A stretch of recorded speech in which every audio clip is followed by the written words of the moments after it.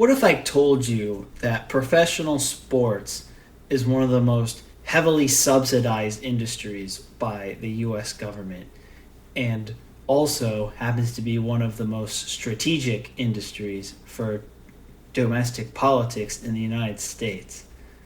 It sounds kind of weird, but when you look at the numbers of how much protection the sports industry has relative to how little economic power it has in terms of impact on local GDP, it does seem kind of puzzling how much subsidies and protections the government is willing to give to professional sports.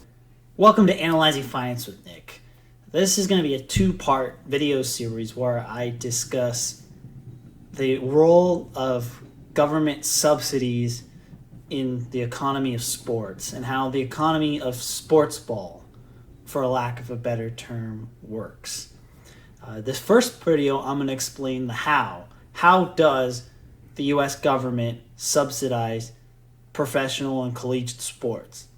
And in a second video, I'm going to explain why they are doing this. Because given how small sports are relative to the global economy and the U.S. economy, you add up all the revenues from the major professional sports leagues, including ticket sales, TV, merchandise, and you add up along with that all of the sports gross betting that takes place, and you add on top of that all the revenues from college sports, it all combines to less than 0.5% of the U.S. GDP. But if you look at the billions of dollars spent on stadiums and on antitrust protections in terms of other businesses that are locked out, or how much TV providers have to overpay for those deals, and a variety of other factors, the amount of government support and expenditures into this industry far exceeds its economic output. According to a report from Global Sports Matters, there are four major ways that the U.S. government subsidizes professional sports and college sports, which effectively now, due to recent court rulings, are semi-professional sports. And the first one of these is the most obvious one, which is public funding of stadiums. Since the 1950s, you've had governments pay on average over half of the cost of total sports stadium construction across the United States. That number has shrunk from, say, like 80+% in the turn of the century, and now it's down to about 45. But still, the industry is profitable as the NFL. Why should the government be subsidizing the construction of these stadiums? And when you have price tags of multi-billion dollars for these stadiums, and you look at the revenues of each team on these leagues, even if their revenues were pure profits, it would take way longer than the 20 to 30 year leases for these stadiums for the costs of construction to ever be paid back. That's first way. The second subsidy really is antitrust protections. The first league to get antitrust protections was Major League Baseball. They basically are one of the few industries that can legally have an effective monopoly and can kick out competition. And that is how the American, the National League, developed to being the primary baseball leagues in the United States.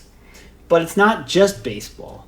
You've also got antitrust protections for the other big three sports leagues, essentially the NHL, the NFL, and the NBA. But instead of having just an outright antitrust blanket protection, instead they have limited antitrust protection in terms of selling their broadcast rights. The league can sell the broadcast rights of all of their teams pooled together as one TV deal versus having to do each team locally compete with the television networks And what this does is it artificially increases the price of these TV deals because if you don't agree for the whole league, you won't be able to get the most popular team by themselves. And this is allowed for the NFL to effectively have monopolies on Sundays for football.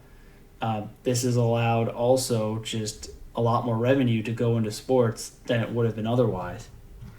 And then the third one was really more related to college sports, is just the amount of supposedly state-funded academic institutions that are investing student fees and tuition dollars into their sports programs, particularly their football and basketball programs, before those sports got as popular as they are, that a lot of this can be covered by TV deals.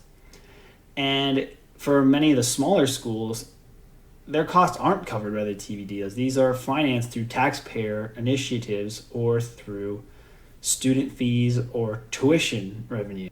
Through both direct taxpayer subsidies and legal protections, the professional and collegiate sports industries get a lot more resources put into them by the government than they contribute to real economic growth.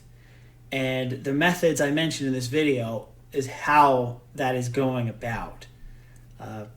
What are your thoughts on this? Do you think our government overly invests in sports? Do you think society cares too much about sports? And what are your thoughts on why this is happening? I'll elaborate more on the why in the next video. But until then, like, subscribe, and share. Thank you for watching.